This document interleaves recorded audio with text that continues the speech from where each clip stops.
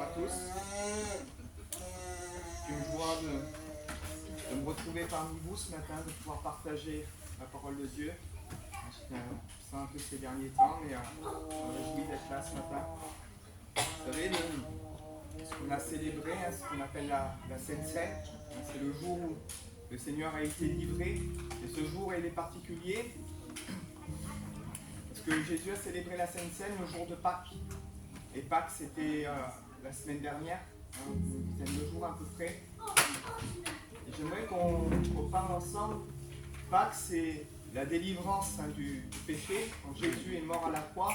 Mais les origines de Pâques, que ce soit la Pâque juive ou la Pâque chrétienne qui a suivi, la Pâque, en réalité, elle a le même origine en fait. C'est une origine juive. La Pâque ne peut être célébrée que par la Pâque juive en réalité. Parce que Jésus était juif, Jésus a accompli la loi. Et entre la première et la seconde Pâque, ce n'est qu'un prolongement des choses en fait. C'est Dieu a commencé une œuvre, Dieu lui suit un plan, et il a amené ce plan jusqu'à la perfection en fait. Et par rapport au peuple d'Israël, vous savez, beaucoup de gens demandent des preuves par rapport à la Bible, par rapport à la véracité des Écritures, est-ce que Dieu existe, est-ce que la Bible existe. Et vous savez, le fait que ce peuple est encore vivant, qui est encore debout, le peuple juif, le peuple d'Israël qui aujourd'hui est dans son pays, la Bible, c'est pas simplement un livre qui va parler entre parenthèses, je mets de Dieu, mais il nous parle de l'origine d'un peuple aussi. Et ce peuple, qui est le peuple d'Israël, qui est un peuple qui est vivant aujourd'hui, est une preuve en réalité que l'écriture est vivante. Parce que quand vous allez en Israël, vous trouvez la tombe du roi David. Le roi David, c'est celui qui a combattu Goliath, tout le monde connaît un peu l'histoire, entre parenthèses, de David contre Goliath, etc. Mais là, vous avez la tombe du bonhomme de l'histoire, mais vous croyez qu'à 20% de l'histoire. Alors pourquoi le reste ne serait pas vrai ? Ça, c'est important, d'avoir des preuves. Il y a des preuves réelles. Et le peuple d'Israël est une preuve, vraiment, que si ce peuple, quand vous demandez à un juif comment il en est arrivé, là où il en est arrivé aujourd'hui, il va vous parler de la Bible. Il va vous parler qu'il a traversé le désert, qu'il a traversé la mer Rouge, qu'il a été libéré d'Égypte. Il va vous parler de la conquête de Canaan. Il va vous parler, en fait, et bien, pour lui, c'est son histoire. C'est son histoire. Et j'aimerais qu'on revienne aux origines de Pâques, justement. Et c'est une prédication que j'avais apportée il y a longtemps, mais c'est intéressant, parce qu'en fait,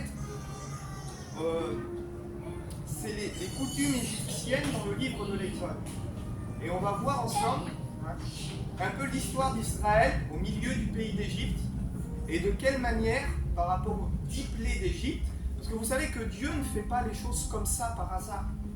Dieu ne lance pas quand je dis des malédictions, ce qui s'est passé sur l'Égypte, Dieu, pourquoi les grenouilles, pourquoi les sauterelles, Dieu aurait pu envoyer autre chose, pourquoi telle chose ou telle chose. Et on va voir ensemble, au travers toutes les coutumes des Égyptiens, et tout leur mode de vie qu'ils avaient à l'époque, comment Dieu en fait va retourner contre eux leur culture, leur façon de penser, parce que combattre l'Égypte en fait, l'Égypte qui nous représente la mentalité humaine, la mentalité du monde, l'esclavage, on ne peut pas combattre l'Égypte sans retourner en fait les armes de l'Égypte contre eux-mêmes. Comment on combat la haine ? En manifestant l'amour. Comment on combat, comment dirais-je, vous pouvez prendre tout ça, comment on combat la haine ? On va combattre aussi par le pardon, etc. Il y a toujours l'opposé qui se présente en fait. Et comment Dieu, au travers chaque plaie, au travers chaque chose qui se sont passées, va venir prendre à contre-pied ou tourner en dérision en fait tout ce qui était l'Égypte de l'époque. Et il faut qu'on se remette dans le contexte. Donc Exode 12-40, c'est un court verset, je vous le lis brièvement. C'est au moment où Israël va sortir, donc après qu'il y ait eu les plaies et tout ça, et il dit que le séjour des enfants d'Israël en Égypte furent de 430 ans, et au bout de 430 ans, il dit qu'ils vont sortir du pays d'Égypte. Donc je remets un peu les choses au clair et c'est intéressant. On entend dire souvent Israël a été 430 ans esclave en Égypte. C'est pas tout à fait comme ça que ça s'est passé. Le séjour d'Israël, au moment où Joseph arrive en Israël et au moment où il ramène sa famille, Joseph n'a pas été esclave, je veux dire Israël avec Joseph, etc., n'a pas été esclave dès le départ en fait. Il y a eu un moment où Joseph a ramené par rapport à la famine qu'il y a eu, Joseph il devient gouverneur d'Égypte, et il rappelle sa famille pour qu'il puisse avoir de la nourriture. Les Israélites s'installent en Égypte, et du moment où les Israélites s'installent jusqu'à la délivrance, là il y a 430 ans de durée de vie. Mais quand on lit la parole de Dieu, on se rend compte, dans Exode verset 1, on va lire chapitre 1 à partir du verset 8, il va dire qu'il se leva sur l'Égypte un nouveau roi qui n'avait pas connu Joseph. Et ce nouveau roi, il dit à son peuple, voilà les enfants d'Israël qui forment un peuple plus nombreux et plus puissant que nous.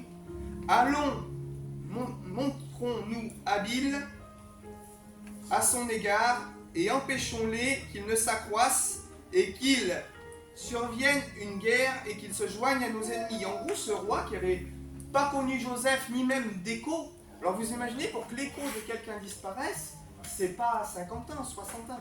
Là, entre le moment où Israël prospère en Égypte et le moment où ce pharaon se lève et décide de mettre Israël à l'esclavage, il y a plusieurs dizaines, voire même plusieurs centaines d'années qui se sont passées. Et selon la coutume hébraïque, Israël n'aurait été esclave qu'en Égypte entre 160 et 200 ans. Donc il y a bien eu 430 ans de vie en Égypte, mais pendant environ 200 ans Israël a vécu parmi les Égyptiens sans problème en fait. Et le fait que Israël a vécu parmi les Égyptiens sans problème va faire que quelque part, Israël va embrasser, ou comment on pourrait dire ça, s'accoutumer à la vie des Égyptiens. Ils étaient quelque part absorbés par le peuple. Pourquoi il a fallu que Dieu opère une délivrance? Parce qu'il est vrai qu'il y avait l'esclavage qui était, on le voit après, où il y avait de la servitude, etc. Mais aussi mentalement, Israël était lié par tous les dieux de l'Égypte en fait. Était lié par la mentalité, était lié par les coutumes, était lié par plein de choses en réalité. Et la délivrance de l'Égypte n'a pas été que physique, mais ça a été aussi une délivrance spirituelle. Et j'aimerais vous dire que le physique et le spirituel sont toujours liés. On ne peut pas délier l'un de l'autre en réalité. Et la délivrance d'Israël, qui était une délivrance physique de l'esclavage, a aussi été une délivrance spirituelle. Pourquoi je dis ça? Pour ceux qui connaissent l'histoire, quand Israël est dans le désert pendant 40 ans, qu'est-ce que c'est leur mot à chaque fois? Retournons en Égypte. Pourquoi tu nous as fait sortir d'Égypte? S'ils n'auraient pas embrassé les coutumes égyptiennes, si leur mentalité n'aurait pas été liée à celle des Égyptiens, ces paroles-là ne seraient pas sorties.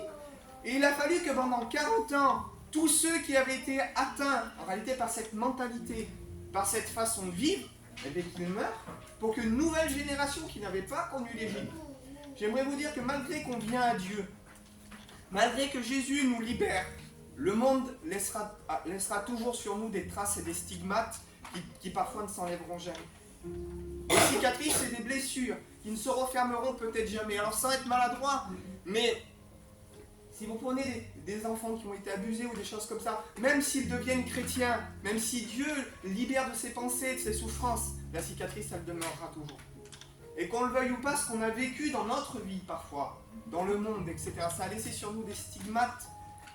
Quelqu'un qui était lié par l'alcool, et bien il faut aujourd'hui qu'il ne mette plus une goutte d'alcool à la bouche parce qu'il sent la personne qui peut repartir. C'est vrai, c'est une réalité, malgré que Dieu a opéré la délivrance, il y a des personnes comme ça, et chacun des personnes qui ont le sang près de la peau, on va dire, qui se mettaient facilement en colère, ils savent que quand il y a des situations, il faut qu'ils partent, ou il faut qu'ils se calment parce qu'ils peuvent, malgré que Dieu est avec eux, ils peuvent repartir. Et ça, j'aimerais vous dire que c'est les stigmates et les traces que l'Égypte a pu laisser dans notre vie. Et ça, malgré que Dieu nous libère, que Dieu nous pardonne, on est un peu parfois comme Israël au désert, si l'ancienne nature essaye toujours de revenir. C'est pour ça qu'il dit faites mourir par l'esprit, mais ça c'est un combat. Ils nous parlait du combat. Et dès qu'on lâche un peu la bride, ce combat il revient. Dès qu'on lâche un peu la bride, le vieil homme, là, il revient pour nous piétiner, pour prendre en réalité ce que Dieu opère dans notre vie. Donc il dit soyons habiles, montrons-nous habiles. Parce que s'il survient une guerre et que le peuple d'Israël se multiplie, ils pourront se joindre à nos ennemis.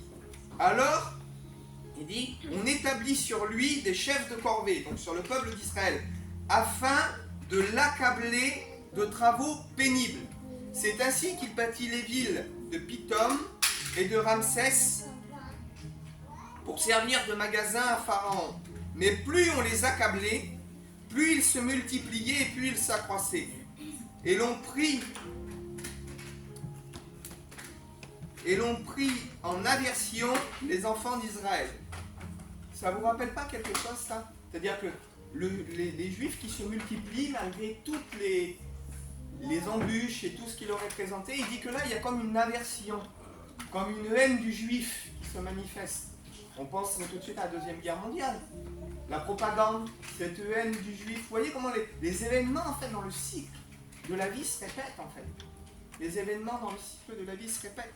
Et cette haine, en fait, qu'Israël a subie, eh bien, elle est revenue à de multiples reprises. Vous savez, il y a de multiples peuples.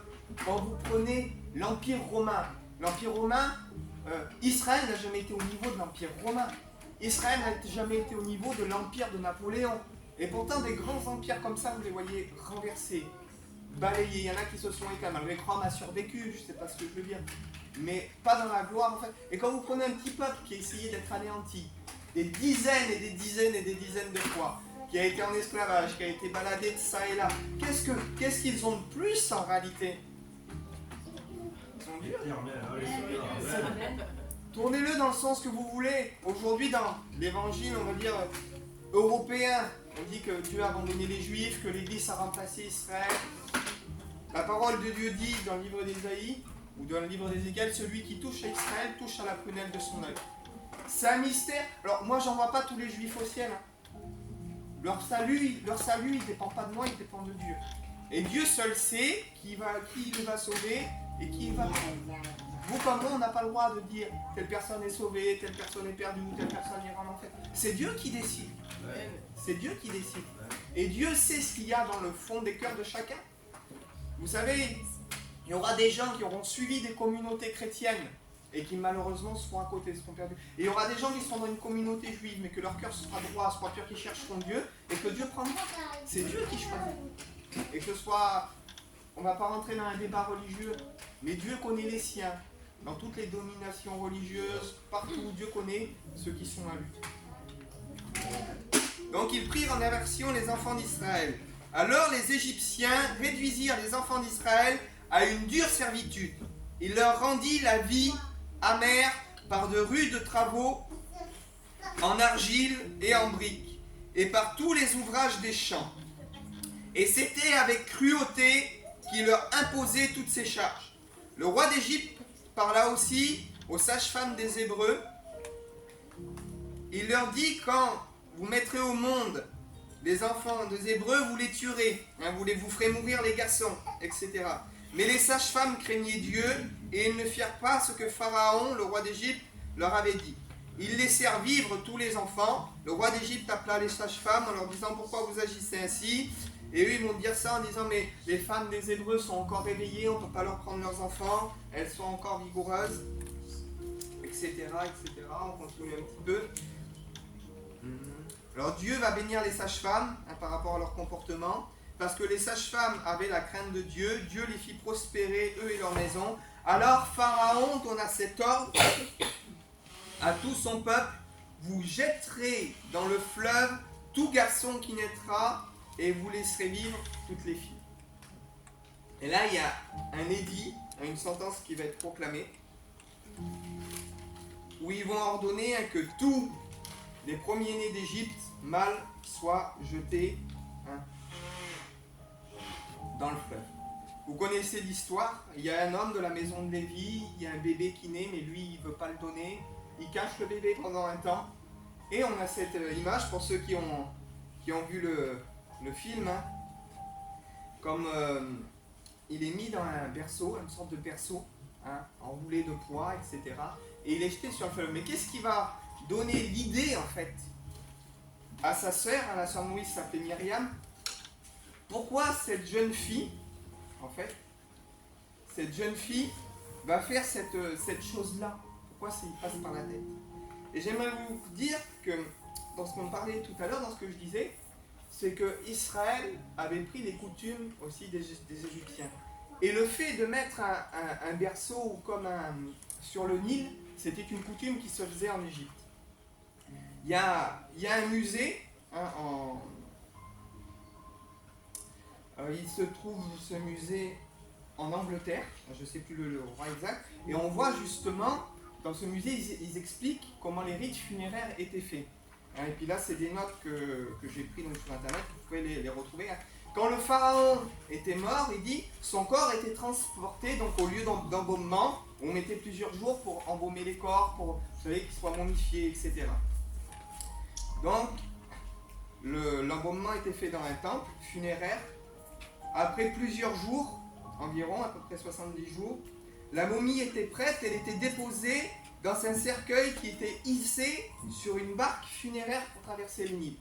Et c'était très souvent, à l'époque, très commun, que en fait, quand quelqu'un mourait, on le jetait au Nil, on le laissait au dieu du Nil pour que le dieu du Nil, en fait, prenne la responsabilité du corps. Et c'était souvent que les enterrements se faisaient de cette façon. Et en fait, quand le corps traversait, en bas du Nil, il y avait ce qu'on appelle la vallée des rois, et les corps étaient récupérés et mis dans des tombeaux à cet endroit-là. Quand le corps traversait, c'était un rite funéraire, en fait. Et ce qui est drôle, en fait, c'est ce que je vous disais, c'est comment Dieu va tourner en dérision, en fait, les coutumes des Égyptiens à leur désavantage. Là où il est censé avoir la mort, en fait, ce qu'elle fait, cette fille-là, c'est de dire, je vais le mettre comme si ce bébé était mort, en fait, et peut-être qu'il va passer, qu'il va rien arriver. Là où il est censé avoir la mort, en fait, il y a la vie. Et où les Égyptiens vont voir un rite funéraire, quelque chose qui est censé demeurer, en fait, la mort, en fait, c'est ce qui va se retourner contre eux, c'est ce qui va apporter la vie. Et on a cette image, en fait, de Jésus, où quand ils vont livrer Jésus à la mort, eux, ils croient qu'ils sont tranquilles. C'est la mort qui passe, en fait, on l'a eu, on est débarrassé de lui, etc. Mais en fait, ce qu'ils ont accompli, ça s'est retourné contre eux. En livrant Jésus, ils ont accompli la parole de Dieu et le pardon des péchés. Donc, c'était pour rejoindre la rive occidentale, et une fois qu'on récupérait le corps, on le mettait donc dans la sépulcre. Donc, en fait, ce que cette jeune fille va faire, inspirée par Dieu, ça, il n'y a pas de doute. Et c'est pour ça que la fille de Pharaon, vous connaissez l'histoire, on ne va pas tout relire parce que je risquerais d'être long sinon, mais elle entend pleurer au milieu des roseaux. Elle voit pour elle, c'est étonnant parce qu'il est censé avoir quelque chose de mort à l'intérieur. Il est censé voir un bébé mort à l'intérieur ou une personne morte et elle entend pleurer, donc elle ramène et elle voit que là où il est censé avoir la mort, en fait, qu'il y a la vie, qu'il y a un enfant qui est en bonne santé. Et l'enfant hébreu qui est censé être mort, eh bien, il est vivant. Et c'est pour ça qu'elle y voit quelque part, comme un signe des dieux, sur le Nil, là où il est censé, en fait, comme je vous dis, traverser et aller à la mort, eh bien, elle voit la vie. Pour elle, c'est son Dieu qui lui apporte la vie là où il devrait avoir la mort. Vous voyez comment Dieu, dès le départ, tourne en dérision et prend à contre-pied complètement. Il piège les Égyptiens dans leurs propres coutumes, en fait. Dans leurs propres coutumes, dans leurs propres...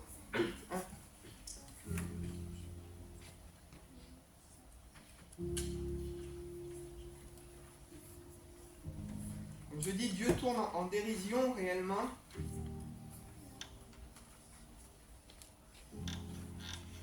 Et ça, ce n'est que le point de départ. Ce n'est que le point de départ de ce que Dieu vraiment a fait. On va lire. Je retrouve mes notes, on va aller un peu plus loin.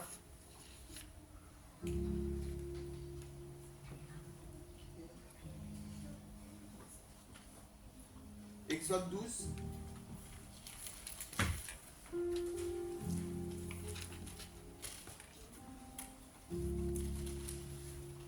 Et toute la vie de Moïse et tout ce que Dieu a fait au travers de Moïse n'aura été que pour en réalité châtier ou tourner en dérision les dieux égyptiens. Et même l'institution de la Pâque et de tout ce qui se passe, c'est pour châtier aussi les Égyptiens. On va le voir ensemble. Exode 12, verset 12. Cette nuit-là, donc en parlant de la Pâque, je passerai dans le pays d'Égypte et je frapperai tous les premiers-nés du pays d'Égypte, de tous les hommes, des animaux jusqu'au bétail, etc. Et j'exercerai des jugements contre tous les dieux de l'Égypte, car je suis l'Éternel. Le but de Dieu, au travers les 10 plaies d'Égypte, on va le voir ensemble, au travers tout ce qu'il a fait, ça a été d'exercer des jugements contre tous les dieux d'Égypte.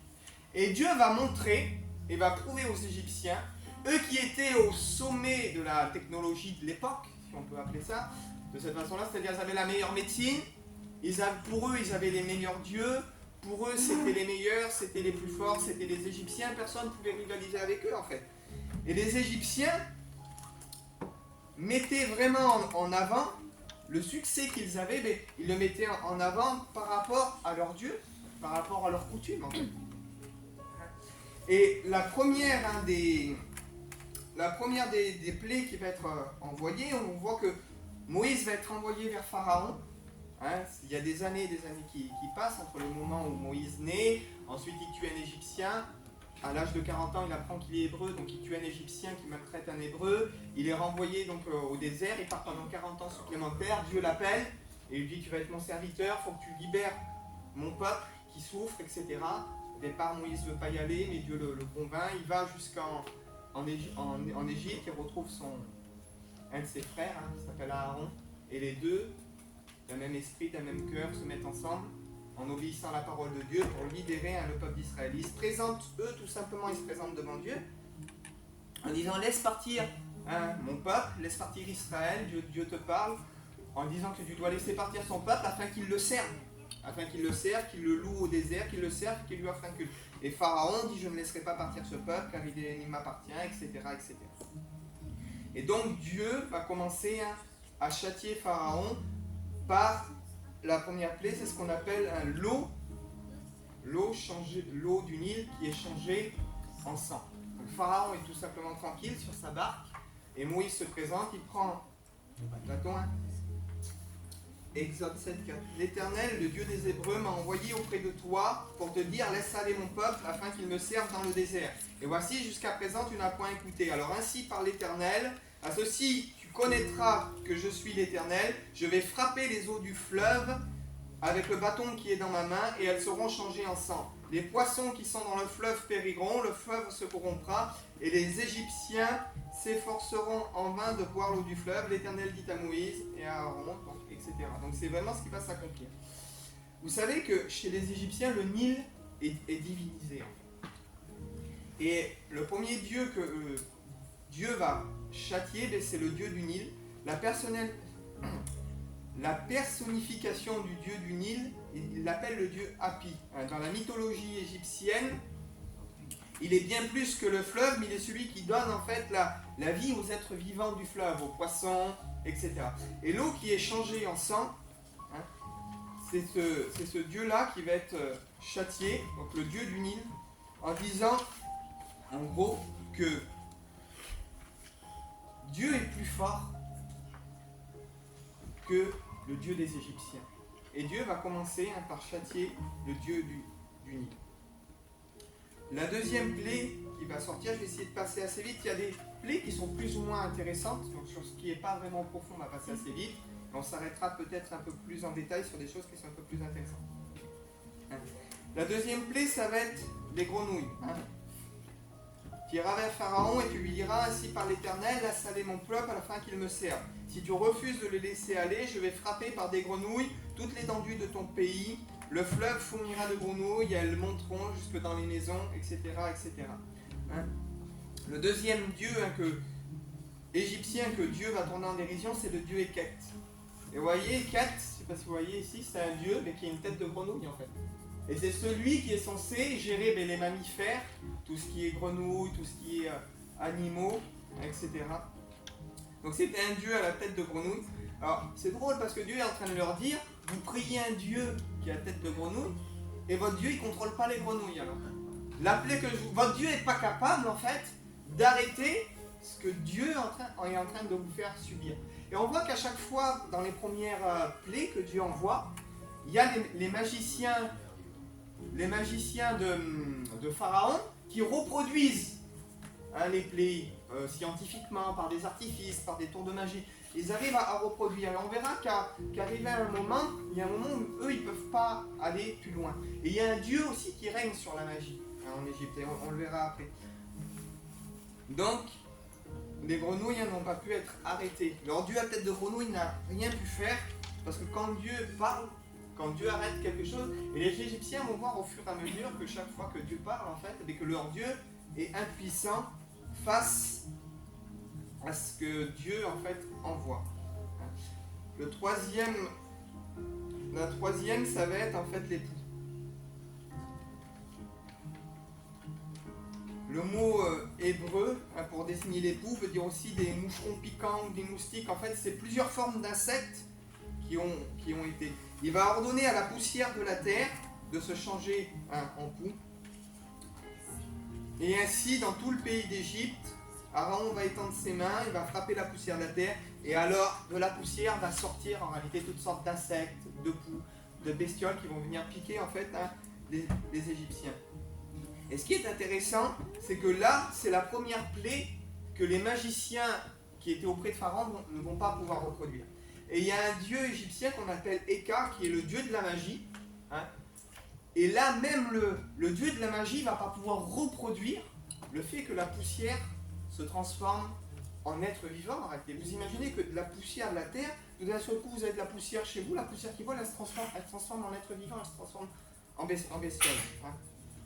Donc tout le monde, ils ont tous été obligés, des Égyptiens qui avaient parfois la barbe, qui avaient parfois des cheveux, des tresses, etc., les hommes comme les femmes, mais tout le monde va être obligé de se raser la tête. Et c'était un peu des fois comme un déshonneur en fait de se raser la tête pour une femme, etc.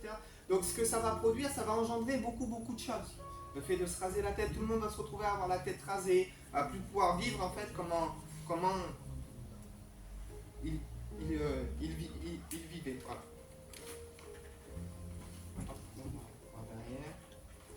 Après, on va avoir les mouches, et ça, c'est vraiment intéressant. Donc, Dieu va envoyer les mouches sur l'Égypte. Alors, je ne sais pas si vous voyez, là, j'ai une photo. Ça, c'est des photos qu'on voit parfois de sarcophages ou de représentations des dieux égyptiens. Et vous voyez dans la main, là, cette représentation, il tient comme un petit fouet. Je ne sais pas si vous voyez. Vous voyez souvent les Égyptiens ou les représentations, ils sont comme ça, donc dans la main il y a quelque chose qui fait une forme, et dans l'autre main il y a comme une espèce de petite corde avec des lanières. C'est rigolo, parce que Dieu quelque part il a de l'humour aussi. Vous savez comment ça s'appelle ce fouet là que les dieux égyptiens tiennent dans les mains? On appelle ça un chasse-mouche. C'était ce qui se servait en fait quand il faisait chaud pour éloigner les mouches qui étaient autour d'eux.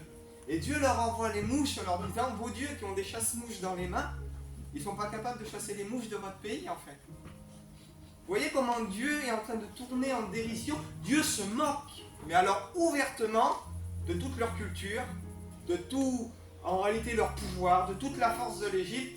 Dieu est en train de vous dire, vous invoquez des dieux, vous avez des grandes statues, ils ont des chasse-mouches dans les mains, ils ne sont pas capables de chasser les mouches qu'il y a dans votre pays. Ils ne sont pas capables d'ôter la plaie, en fait, qui vient sur vous. Comment Dieu, en fait, ne fait pas les choses, comme je vous l'ai dit. Dieu ne laisse pas de détails au hasard. Dieu ne laisse pas de place au hasard. Et si pour nous des mouches c'est anodin, mais pour le peuple égyptien, le dieu qui est représenté là, c'est le dieu Osiris. C'est le dieu qui est censé représenter la vie, qui est le gardien de l'Égypte, quelque part. Et ce dieu-là qui a un chasse-mouche dans les mains, avec tous leurs dieux, avec toutes leurs croyances, en fait. Il ne peut pas repousser ce que Dieu, en fait, envoie, ce que Dieu dit, ce qui sort de la bouche de Dieu.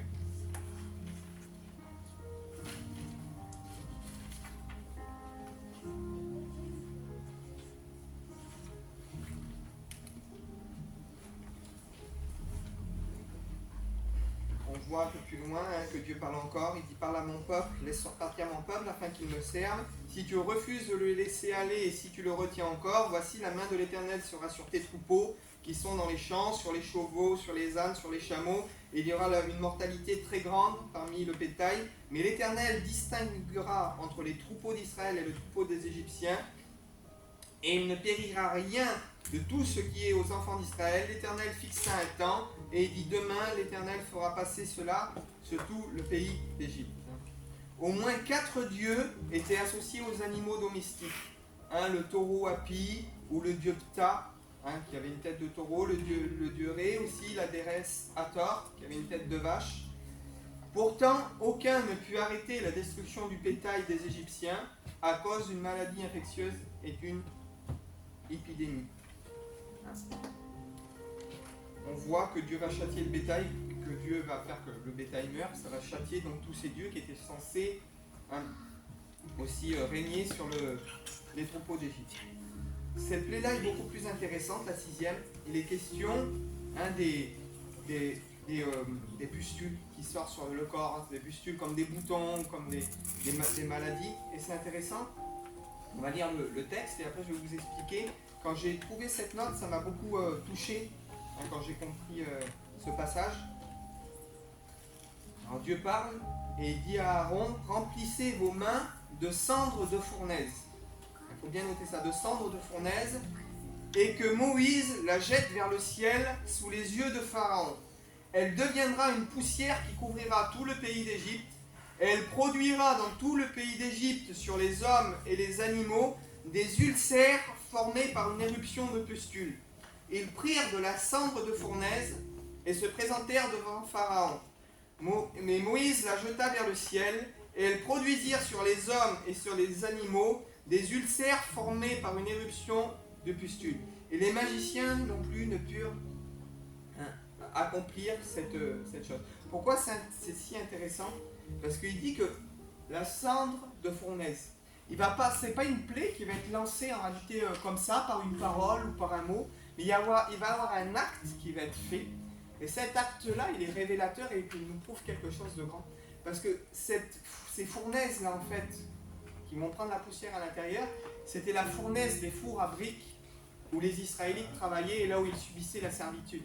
Et Dieu est en train de leur dire, voyez ce que vous leur avez fait subir pendant plus de 200 ans. Vous leur avez fait faire des briques, vous les avez fait être esclaves, vous leur avez apporté une dure servitude. La douleur que vous leur avez apportée, moi je vais la retourner contre eux. Et c'est ce que Dieu fait. La souffrance amère qu'a subi Israël, Dieu est en train de dire, vous voyez toute la cendre qu'il y a à l'intérieur. Dans la Bible, souvent la cendre, c'est souvent la représentation de la douleur, de la souffrance, de la repentance. Alors, on voit que quand il y a des gens qui jeûnent ou qui se repentent vraiment, ils disent qu'ils prennent le sac et la cendre. Et par coutume, on se roulait dans la cendre quand on demandait pardon à Dieu pour s'humilier, pour dire Seigneur, je suis moins que de la poussière. Et cette cendre qui était dans ses fours, c'est vraiment la preuve que Dieu montre aux Égyptiens que ce qu'il leur a fait subir, en fait, eh bien, c'est en train de se retourner contre eux. Toute la souffrance que vous leur avez apportée, au travers ces travaux pénibles, au travers, à un moment, on voit plus loin qu'il leur fait même faire des prix sans paille. Hein. Eh bien, cette souffrance, Dieu la jette, et en fait, ça devient une souffrance qui se retourne contre eux. Et comment Dieu, en fait, retourne contre nos ennemis, contre ceux qui nous font souffrir, en réalité, eh bien, Dieu peut retourner la souffrance sur ceux qui nous font du mal, et bien, Dieu retourne leur souffrance contre eux. Vous voyez combien c'est intéressant que rien n'est laissé, en fait, au hasard. Et chaque fois que Dieu a envoyé une plaie, c'était aussi... il y avait une déesse chez les Égyptiens qui était à tête de lion, qui s'appelait Sekhmet. Elle était celle qui était censée protéger les Égyptiens des épidémies, celle qui apportait la santé, qui chassait les virus, qui chassait les microbes, etc. Et cette déesse-là n'a pas pu apporter la guérison à ce fléau qui était apporté. Nous voyons après aussi qu'il y a la grêle. Il dit qu'il y avait deux dieux des Égyptiens qui régnaient sur les nuages, qui régnaient sur l'air, les nuages qui étaient censés apporter le beau temps. Et ces dieux-là, on passe les noms, c'est pas très important, mais ces dieux-là aussi n'ont pas été capables de protéger les Égyptiens contre tout ce qui descendait du ciel, contre les fléaux, contre aussi la grêle qui est venue. Après, nous avons les sauterelles, Exode 20. Il y avait la déesse Isis, qui était celle qui est la déesse des insectes. Pareil, elle n'a pas pu les protéger contre l'infection des insectes, etc. On voit après qu'il y a la 9e plaie, on arrive à la fin. Et la dernière, c'est très intéressant, parce que la dernière, c'est vraiment le symbole de Pâques. Là, la 9e, c'est l'obscurité. Mais plusieurs dieux en Égypte étaient associés au soleil. On a le dieu Ré qui est associé au soleil, le dieu Horus, le dieu Toum qui était le dieu du soleil, de la lune, etc. Et même leurs dieux n'ont pas pu leur apporter la lumière parce qu'il dit que le pays d'Égypte était recouvert par d'épaisses ténèbres. En fait. Donc ces dieux-là ont été aussi tournés en dérision en disant vous prétendez avoir le dieu du soleil, le dieu de la lumière, pourtant vous l'invoquez, il ne répond pas. Pourtant vous l'invoquez, il ne peut pas vous secourir. Et là on a la mort des premiers-nés en Égypte. Et c'est ce que j'ai lu tout à l'heure, et on va le relire ensemble parce que ça c'est intéressant. Il dit l'Éternel dit à Moïse et à Aaron, Exode 12, dans le pays d'Égypte, ce mois-ci sera un mois, ce sera le premier mois, il sera pour vous le premier mois de l'année. Parlez à toute l'assemblée d'Israël et dites, le deuxième jour de ce mois, on prendra un agneau pour chaque famille, un agneau pour chaque maison. Si la maison est trop petite, vous inviterez vos voisins, etc. Il dit, vous prendrez soit un agneau, soit un chevreau.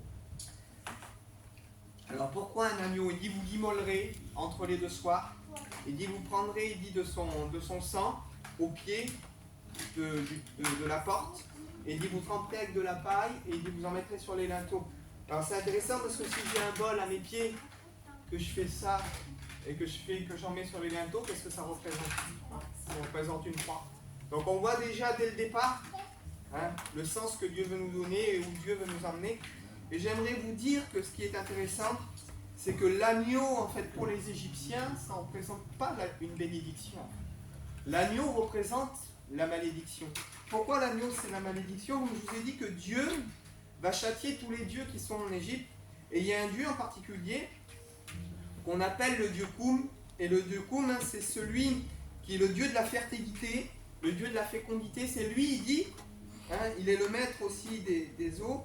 Il est considéré, attendez, je vais dire, voilà, comme le Dieu créateur, et dit, il modèle les hommes et les animaux sur son tour de potier. Vous voyez que ce Dieu, quelque part, il s'oppose directement à Dieu, parce que qui c'est qui façonne les hommes, qui a formé les hommes de la poussière de la terre? C'est Dieu. Mais il dit que ce Dieu-là, il façonne les hommes sur son tour de potier. Quelque part, il est en concurrence avec Dieu. Et ce qui est intéressant, c'est que ce Dieu, je dois avoir... Je n'ai pas la photo à vous montrer, mais ce Dieu-là, il est représenté, en fait, c'est un Dieu qui est représenté, avec une tête d'agneau, en fait. Alors pourquoi c'est tellement intéressant? Parce que Dieu n'a pas choisi non plus un agneau. On a appris que Dieu a choisi un agneau parce qu'un agneau, c'est innocent. Mais c'est plus complexe que ça. Dieu a choisi un agneau parce que leur Dieu, en fait, avait une tête d'agneau. Pour dire, voyez, votre Dieu qui est censé protéger vos premiers-nés, nous, votre Dieu, on l'égorge. On prend votre Dieu, on l'égorge. En fait, on le mange. Et puis on prend son sang et on le met sur notre maison. En fait, Dieu est en train de se moquer d'eux publiquement. En disant, votre Dieu qui donne la vie au premier-né, qui façonne les hommes sur son tour de potier, et nous, votre Dieu, en fait, on l'égorge, on le tue, parce que l'agneau en Égypte était divinisé. Donc vous voyez comment, quand on creuse vraiment, on voit qu'il n'y a pas d'hasard. Et Dieu est en train de prendre complètement en dérision, parce que quand vous prenez Jésus sur la croix, qui est l'image de l'agneau, il dit qu'on ne pouvait pas le regarder. C'est pas une bénédiction, en fait, c'est une malédiction. Quand il porte nos péchés, c'est une malédiction. L'agneau qui est égorgé, c'est pas parce que c'est un agneau qu'il est pur, qu'il est gentil, non. C'est parce que justement, le Dieu des Égyptiens, en fait, était divinisé au travers l'agneau. Et Dieu est en train de dire, votre Dieu, nous on se moque de lui, en fait. Votre Dieu qui est censé vous protéger, nous on l'égorge. Comme je dis, on le mange. Et en plus, on met du sang sur les linteaux. Et votre Dieu qui est censé vous protéger, nous on le tue. Et vous verrez que en fait, c'est vous qui allez subir. Et ce sera pas... Comment Dieu, en fait, ridiculise totalement, en fait, tout l'empire de l'Égypte. L'empire qui était le plus grand empire à l'époque. Voyez.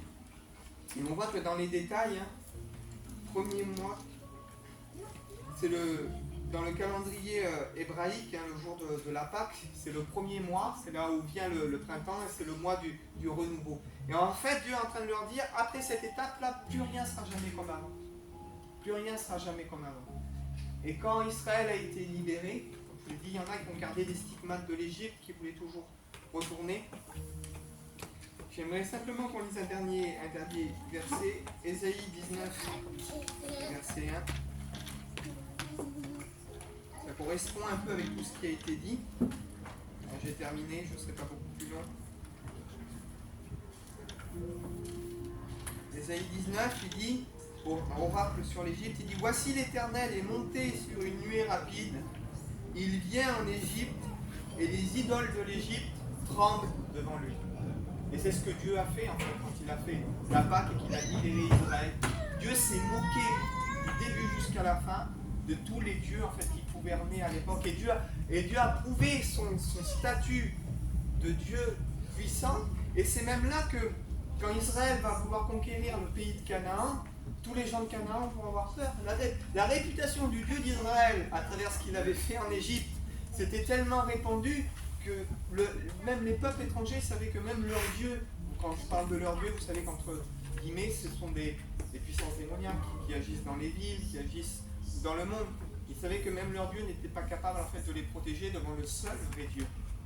Quand Dieu a anéanti l'Égypte, Dieu a montré qu'il était le boss, avec les mots, mais Dieu a montré que le jeu il était déjà plié, et que c'est lui qui commandait. Vous pouvez invoquer Horus, Osiris, vous pouvez tous les invoquer.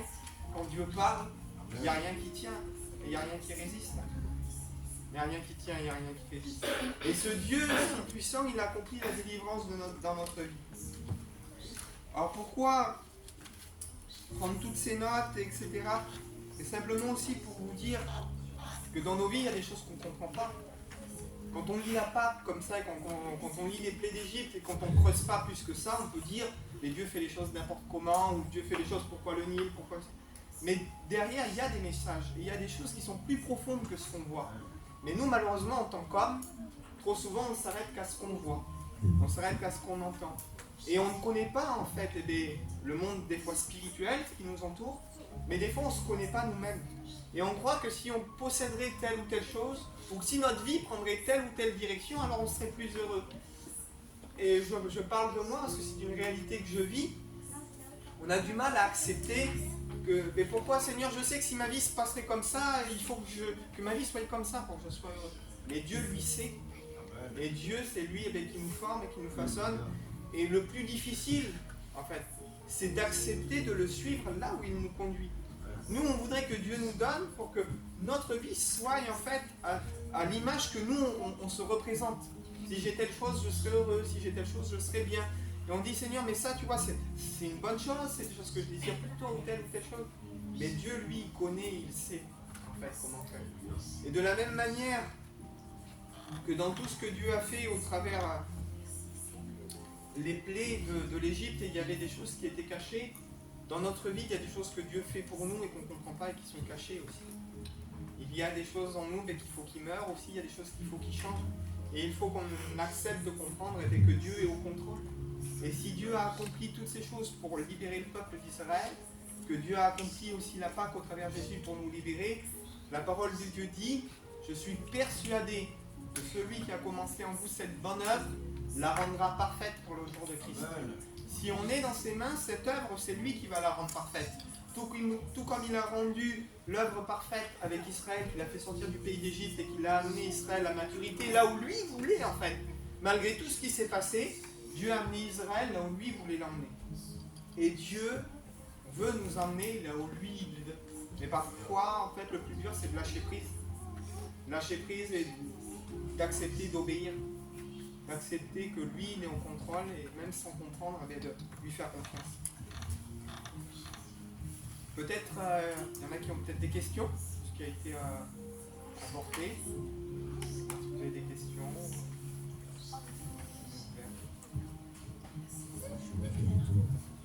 On prie le Seigneur ensemble. Merci Père pour ta parole, merci pour ton esprit.